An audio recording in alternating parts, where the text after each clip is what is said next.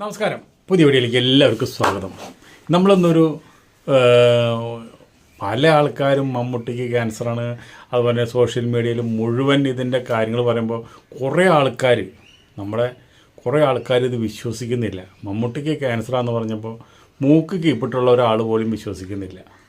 നമ്മളെന്ത് ചെയ്യുക? നമുക്ക് കിട്ടുന്ന വാർത്തകൾ നമ്മളതുപോലെ പറയണമെന്ന് മാത്രം. മോഹൻലാൽ ശബരിമലയിൽ പോയിട്ട് വഴിപാട് നടത്തി ആ ഒരു റെസീറ്റ്, മമ്മൂട്ടിയുടെ പേരിൽ വഴിപാട് നടത്തിയ റെസീറ്റ് പുറത്തായി. എന്നിട്ട് പോലും ആൾക്കാർ വിശ്വസിക്കുന്നില്ല. നമ്മൾ വീഡിയോ ചെയ്യുമ്പോൾ അതിൻ്റെ താഴെ വന്നിട്ട് മമ്മൂട്ടിക്കല്ല ക്യാൻസർ, നിനക്കാ ക്യാൻസർ, നീ വെറുതെ ഇല്ലാത്തത് പറഞ്ഞുണ്ടാക്കണമെന്ന് പറഞ്ഞിട്ട് ഭയങ്കര തെക്കും തിരക്കും ബഹളം. ഇപ്പോൾ ഒന്നും കൂടിയും ക്ലാരിഫിക്കേഷൻ വന്നിരിക്കുന്നു. മമ്മൂട്ടിക്ക് കുടലിൽ ക്യാൻസറാണെന്നുള്ളത് അത് മോഹൻലാലിൻ്റെ വായേന്ന് തന്നെ അത് പറഞ്ഞു. എപ്പോൾ? ഇന്ന് ഒരു മണിക്കൂർ മുമ്പ് ചെന്നൈയിൽ നമ്മുടെ മഞ്ജു വാര്യർ, അതുപോലെ പൃഥ്വിരാജ്, മോഹൻലാൽ ഇവരൊക്കെ കൂടിയിട്ട് അവിടെ പ്രൊമോഷന് പോയിട്ടുണ്ടായിരുന്നു നമ്മുടെ എമ്പുരാൻ്റെ. അപ്പോൾ അതിൽ ഒരു മാധ്യമ പ്രവർത്തകൻ ചോദിച്ചു, മോഹൻലാൽ സാർ മമ്മൂട്ടിക്ക് ക്യാൻസർ, ഉടമ്പ് ശരിയല്ല എന്ന് പറഞ്ഞ് ക്യാൻസറാണെന്ന് പറഞ്ഞ് സാർ ശബരിമലയിൽ പോയിട്ട് അവിടെ അർച്ചന നടത്തിയില്ലേ, എപ്പടി ഇருக்கு മമ്മൂട്ടി സാർക്ക് എപ്പടി ഇருக்கு എന്ന് ചോദിച്ചു. അപ്പം മോഹൻലാൽ പറഞ്ഞത്, മമ്മൂട്ടി എൻ്റെ ചേട്ടനാണ്, നമ്മൾ ബ്രദർ പോലെയാണ് എനിക്ക് മമ്മൂട്ടി. അപ്പോൾ അദ്ദേഹത്തിന് ഒരു അസുഖം വരുമ്പോൾ ഞാൻ പോയിട്ട് അവിടെ മലയിൽ പോയി പ്രാർത്ഥിച്ചാലും അർച്ചന നടത്തിയാലും എന്താ തെറ്റ്? ഇപ്പം നിങ്ങളെന്നോട് ഈ ചോദ്യം ചോദിച്ചു, നിങ്ങൾക്കൊരു അസുഖം വന്നാലും ഞാൻ പോയി നടത്തും എന്ന് പറഞ്ഞു. മോഹൻലാൽ ഈ ഇത് പറയാൻ കാരണം അവിടെ മമ്മൂട്ടിയുടെ പേരിൽ അർച്ചന നടത്തിയ ആ റെസീറ്റ് പബ്ലിക്കായി. മോഹൻലാൽ ചോദിച്ചു, നമ്മുടെ ശബരിമലയിൽ ഇവിടുത്തെ ചാർജുള്ള ആളോട് ചോദിച്ചു, ഇതെങ്ങനെ ഞാൻ ഈ മമ്മൂട്ടിയുടെ പേരിൽ അർച്ചന നടത്തിയ ഈ റെസീറ്റ് എങ്ങനെ സോഷ്യൽ മീഡിയയിൽ വന്നു എന്ന് ചോദിച്ചു. ഇത് നമ്മൾ രഹസ്യമായിട്ട് ചെയ്ത കാര്യമല്ലേ എന്ന് പറഞ്ഞു. പക്ഷെ എന്ത് ചെയ്യാം, എല്ലാം ചോരുന്ന രാജ്യമാണത്. അപ്പോൾ അതിലൊന്നും വലിയ അത്ഭുതം പെടാനില്ല. അപ്പോൾ മോഹൻലാൽ തന്നെ പത്രക്കാരോട് സ്വന്തം ചേട്ടനായ മമ്മൂട്ടിക്ക് ഇങ്ങനൊരു അസുഖം വന്നപ്പോൾ ഞാൻ ചെന്ന് പ്രാർത്ഥിച്ചു, അതിലെന്താ തെറ്റെന്നാണ് ചോദിച്ചത്. അതുപോലെ തന്നെ നമ്മുടെ കുടുംബക്കാർക്ക് വേണ്ടിയിട്ടും മോഹൻലാൽ അർച്ചന നടത്തിയിട്ടുണ്ടായിരുന്നു.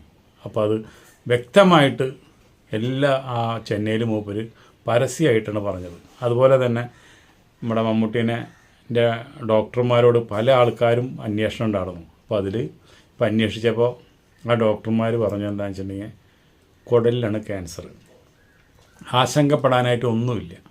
എന്താ വെച്ചിട്ടുണ്ടെങ്കിൽ തുടക്കത്തിലെ കണ്ടെത്തിയ കാരണം നമുക്ക് ചികിത്സിച്ച് ശരിയാക്കാവുന്ന കാര്യങ്ങളേ ഉള്ളൂ, അതുകൊണ്ടൊന്നും ഭയപ്പെടേണ്ട കാര്യമില്ല എന്നാണ് ഡോക്ടർമാർ. ഇവിടുന്ന് പല വേണ്ടപ്പെട്ട ആൾക്കാരും, നമ്മുടെ ബഹുമാനപ്പെട്ട മുഖ്യമന്ത്രി നമ്മുടെ പിണറായി വിജയൻ സാറ് പോലും വിളിച്ച് അന്വേഷിച്ചിട്ടുണ്ടായിരുന്നു. എല്ലാവർക്കും കിട്ടിയ മറുപടി അതാണ്, ആർക്കും ആശങ്കപ്പെടാനില്ല എന്നാണ് പറഞ്ഞത്. അതുപോലെ തന്നെ എമ്പുരാൻ്റെ തള്ളൽ നടക്കണം. എമ്പുരാൻ സിനിമയിൽ മമ്മൂട്ടി ഉണ്ടോ ഇല്ലയോ എന്നാണ് ഇപ്പോൾ എല്ലാവരും ചോദിച്ചുകൊണ്ടിരിക്കുന്നത്. ഞാൻ പറയണത് മമ്മൂട്ടി അല്ലെങ്കിൽ ഷാരൂഖ് ഖാൻ ആരെങ്കിലും ഒരാൾ അവിടെ സസ്പെൻസായിട്ട് വെച്ചിട്ടുണ്ട്, അതിലുണ്ടായിരിക്കും എന്നാണ് നമ്മൾ പറയണത്. പിന്നെ ഇപ്പോൾ എമ്പുരാൻ്റെ ടിക്കറ്റ് ഇനിയിപ്പോൾ 5 ദിവസത്തേക്ക് ടിക്കറ്റ് കേരളത്തിൽ കിട്ടാനില്ല, ബോംബെയിൽ കിട്ടാനില്ല, ലണ്ടനിൽ കിട്ടാനില്ല, സകല സ്ഥലത്തും കിട്ടാനില്ല. പക്ഷേ നമ്മൾ ആലോചിക്കുന്ന ഒരു കാര്യമുണ്ട്, ആദ്യത്തെ ഷോ കഴിഞ്ഞ് ഈ പടം പൊളിഞ്ഞിട്ടുണ്ടെങ്കിൽ പിന്നെ എടുത്ത ആൾക്കാർ പോലും തിയേറ്ററിൽ വരില്ല. അവർ പോലും ഈ ടിക്കറ്റ് ആരെങ്കിലും വെറുതെ കൊടുത്ത് സിനിമ തിയേറ്ററിലേക്ക് വരില്ല. ഈ 5 ദിവസത്തെ ഈ ബുക്കിംഗ് കാശ് മാത്രമേ കിട്ടുള്ളൂ. നമ്മളെ മലയാളികൾക്ക് മാത്രമല്ല, സിനിമാ പ്രേമികളും മൊത്തം ഒരിക്കലും ഒരു മോശം പടം കാണാനായിട്ട് നമ്മൾ ബുക്ക് ചെയ്താലും നമ്മൾ പോവില്ല. അപ്പോൾ അതുകൊണ്ട് ഈ തള്ളലിലൊന്നും ഒരു കാര്യമില്ല. അവിടെ ടിക്കറ്റ് കിട്ടുന്നില്ല, ബോംബെയിൽ ഫുള്ളായി, അതുപോലെ തന്നെ കേരളത്തിൽ കംപ്ലീറ്റ് സൈറ്റുകളും ജാമായി, എന്തും ആയിക്കോട്ടെ. അപ്പോൾ അതിലൊന്നല്ലല്ലോ അർത്ഥം. ഒരു സിനിമ അത് പ്രേക്ഷകർക്ക് എങ്ങനെ ആസ്വാദകരമായി എടുക്കുന്നു, അത് നമ്മൾ 2 മണിക്കൂറോ 2.5 മണിക്കൂറോ 3 മണിക്കൂറോ ഉണ്ടെന്നുകൊണ്ട് പടം, ആ 3 മണിക്കൂർ നമ്മളെങ്ങനെ ആ തിയേറ്ററിലിരുന്ന് ആസ്വദിക്കുന്നു, അതെങ്ങനെ ഇത്രയും ഭംഗിയായിട്ട് ആ പടം നമ്മളെ ഈ ജനഹൃദയങ്ങളെ കീഴടക്കി കഴിഞ്ഞാൽ, ഞാൻ പറയുന്നു 230 കോടി രൂപ ചെലവ് ചെയ്തിട്ടുള്ള പടമാണ്. 230. ഇത്രയും വലിയ ബഡ്ജറ്റ് വന്നതോടുകൂടിയാണ് ലേക്കായി പടം വേണ്ടാന്ന് പറഞ്ഞ് തല്ലി കളഞ്ഞ് പോയത്. എന്നിട്ടാണ് ഈ പടത്തിൻ്റെ മൊത്തം ചിലവ് 2 പേരായിട്ട് ഷെയർ ചെയ്തത്. ഗോകുലം സാറും നമ്മുടെ മോഹൻലാലിൻ്റെ ബാനറായ നമ്മുടെ ആൻ്റണിയും. പക്ഷേ ഇത് പൊളിഞ്ഞാലുള്ള കഥ ഒന്ന് നിങ്ങളൊന്ന് ആലോചിച്ച് നോക്കും. സിനിമാ മേഖല തന്നെ തകർന്നു പോകും. എന്തായാലും ഒരു പടത്തിനെ കുറിച്ച് നമുക്ക് ആദ്യം റിലീസ് ചെയ്യുന്നതിന് മുമ്പ് നമുക്കൊന്നും പറയാൻ കഴിയില്ല. ഇത് വരട്ടെ, 2 ദിവസം കൂടി നമുക്ക് വെയിറ്റ് ചെയ്യാം. എന്താണ് തിയേറ്ററിൽ ഈ പടം കാണിച്ചു കൂട്ടുന്നുള്ളത് നമുക്കപ്പം നോക്കാം. ഇപ്പം ഇതിനെക്കുറിച്ച് നമ്മളൊരു ജഡ്ജ്മെൻറ്റ് നിൽക്കുന്നത് ശരിയല്ല.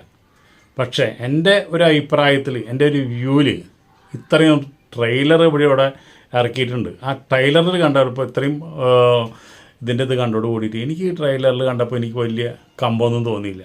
ഏതോ ഒരു ഹോളിവുഡ് പടത്തിൻ്റെ എന്തൊക്കെയോ ഇടിയും കുത്തും ചവിട്ടും, അതുപോലെ തന്നെ എന്തൊക്കെയോ തീ കത്തണതും വെടിവയ്ക്കുന്നതും കാര്യങ്ങളൊക്കെ കണ്ടു. നമ്മുടെ ഹൃദയത്തെ സ്പർശിക്കുന്ന ഒരുപാട് സീക്വൻസുകൾ ലൂസിഫറിലുണ്ടായിരുന്നു. അതുപോലെയുള്ള സീക്വൻസിൽ ഉണ്ടാവുമോ എന്ന് സംശയമാണ്. എൻ്റെ കണക്കൂട്ടൽ ഉണ്ടാവാൻ സാധ്യതയില്ല. എന്തായാലും നമുക്ക് 2 ദിവസം കഴിഞ്ഞ് നമുക്ക് കാണാം. അതുവരെ നിങ്ങൾക്ക് എല്ലാവർക്കും നന്ദി, നമസ്കാരം. അപ്പോൾ നമ്മൾ പറയണതിന് മുമ്പ് ഒന്നും കൂടി ഉറപ്പിച്ച് പറയുന്നു, ഒരാളും തെറി വിളിക്കേണ്ട. രോഗം ഒരു കുറ്റമല്ല, രോഗം ആർക്കും വരും. അത് മമ്മൂട്ടിക്ക് വന്നപ്പോഴാണ് എല്ലാവർക്കും അത്ഭുതമായത്. അതിൽ മമ്മൂട്ടിക്ക് രോഗമാണെന്ന് പറയുമ്പോൾ ഒരാൾ പോലും വിശ്വസിക്കുന്നില്ല, ആർക്കും വിശ്വാസമില്ല. കാരണം എന്താ, മമ്മൂട്ടിക്ക് അങ്ങനെ വരില്ല, മമ്മൂട്ടിക്ക് അങ്ങനെ രോഗമില്ല എന്നാണ് ആൾക്കാർ പറയണത്. അപ്പോൾ അതുകൊണ്ട് നിങ്ങൾ മമ്മൂട്ടിക്ക് വേണ്ടി പ്രാർത്ഥിക്കുക. അത് നിങ്ങൾ ചെയ്യുന്ന ഏറ്റവും വലിയ പുണ്യമാണ്. നമുക്കൊക്കെ പ്രാർത്ഥിക്കാൻ മാത്രമേ കഴിയുള്ളൂ, വേറെ ഒന്നിനും നമുക്ക് കഴിയില്ല. മമ്മൂട്ടിക്ക് ചെയ്യുന്ന മരുന്നുകൾ മൂപ്പരെ ശരീരത്തിൽ വലിക്കണം. എന്താ വെച്ചിട്ടുണ്ടെങ്കിൽ ഒരു പ്രായം കഴിഞ്ഞ് കഴിഞ്ഞാൽ നമ്മൾ എന്ത് മരുന്ന് കഴിച്ചാലും നമുക്ക് ചിലപ്പോൾ വലിക്കില്ല. അതിനൊപ്പം തന്നെ വേറെ എന്തെങ്കിലും രോഗങ്ങൾ വന്നിട്ട് പ്രശ്നം ഗുരുതരാവും. അതിന് ആ ഒരു സംഭവം ഇല്ലാണ്ടിരിക്കാനായിട്ട് നമ്മളെല്ലാവരും പ്രാർത്ഥന ഏറ്റവും വലുത്. എന്താ വെച്ചിട്ടുണ്ടെങ്കിൽ നമ്മളവിടെ 3 കോടി ജനങ്ങളുണ്ടെങ്കിൽ ആ 3 കോടി ജനങ്ങളും മമ്മൂട്ടിക്ക് വേണ്ടി പ്രാർത്ഥിക്കുക. അതാണ് എനിക്ക് പറയാനുള്ളൂ. മമ്മൂട്ടി എന്ന് പറഞ്ഞു കഴിഞ്ഞാൽ നമുക്കെല്ലാവർക്കും മമ്മൂട്ടിയുടെ കാലത്ത് ജീവിച്ചിരുന്നതിൽ നമുക്കെല്ലാവർക്കും അഭിമാനമുള്ള ആൾക്കാരാണ് നമ്മൾ. മമ്മൂട്ടി ഇനിയും ഒരു 100 വയസ്സ് വരെ സിനിമയിൽ അഭിനയിക്കട്ടെ എന്ന് ആഗ്രഹിക്കുന്ന ആളാണ് ഞാൻ. മമ്മൂട്ടിക്ക് ക്യാൻസർ വന്നതിൽ ഏറ്റവും അധികം സങ്കടം എനിക്കുണ്ട്. എൻ്റേതായുള്ള നമുക്ക് പറ്റുന്ന ചെറിയ വഴിപാടുകളൊക്കെ നമ്മൾ ചെയ്തിട്ടുണ്ട്. അപ്പോൾ നിങ്ങൾ മമ്മൂട്ടിക്ക് ക്യാൻസർ ഇല്ല എന്ന് പറഞ്ഞുകൊണ്ട് നിങ്ങൾ ഒരിക്കലും ഒരാൾ മാറി നിൽക്കരുത്, ഒരാളെയും പോയി ചീത്ത പറയരുത്. മമ്മൂട്ടിയുടെ ക്യാൻസർ എന്ന് പറഞ്ഞാൽ അത് നമുക്ക് മാറ്റാവുന്ന കാര്യമുള്ളൂ. ഇപ്പോൾ ഈ ചികിത്സയിൽ മാറിയാൽ തന്നെ അമേരിക്കയിൽ പോയിട്ട് ഈ ക്യാൻസർ കംപ്ലീറ്റ് നമ്മുടെ ശരീരത്തിൽ നിന്ന് മാറിയെന്ന് ഉറപ്പ് വരുത്താണ്ട് ഒരു കാരണവശാലും മമ്മൂട്ടിനെ അഭിനയിക്കാൻ വിടില്ല എന്നാണ് കുടുംബക്കാരുടെ തീരുമാനം. പക്ഷേ ഇത്രയും സമയമായിട്ടും കുടുംബക്കാർ ഇതിൻ്റെ സത്യാവസ്ഥ പുറത്ത് പറയാത്തതാണ് നമുക്ക് മനസ്സിലാകുന്നത്. ഒരാൾ പോലും ജനങ്ങൾ സെലിബ്രിറ്റിന് മൂപ്പര് നമ്മൾക്ക് എല്ലാവർക്കും അറിയാനുള്ള അവകാശമുണ്ട്. ആ അവകാശത്തിന് അവർ ഇന്നവരെ അംഗീകരിച്ചിട്ടില്ല. ഇനിയെങ്കിലും മോഹൻലാൽ പറഞ്ഞ പോലെ ആ മമ്മൂട്ടിയുടെ കുടുംബം ഒന്ന് ജനങ്ങളോട് പറയാം, മമ്മൂട്ടിയുടെ രോഗം കലശരല്ല, വളരെ നിസ്സാരമാണ്, നിങ്ങളുടെയൊക്കെ പ്രാർത്ഥന ഉണ്ടാവണം എന്ന് പറഞ്ഞാൽ നമ്മളെല്ലാവരും കൈകൂപ്പി നിന്ന് പ്രാർത്ഥിക്കും. അപ്പോൾ നമ്മളെല്ലാവരും കൈകൂപ്പി നിന്നും മമ്മൂട്ടിക്ക് വേണ്ടി പ്രാർത്ഥിക്കുക. അടുത്ത വീഡിയോയിൽ നമുക്ക് വീണ്ടും കാണാം. അതുവരെ നിങ്ങൾക്കെല്ലാവർക്കും നന്ദി, നമസ്കാരം.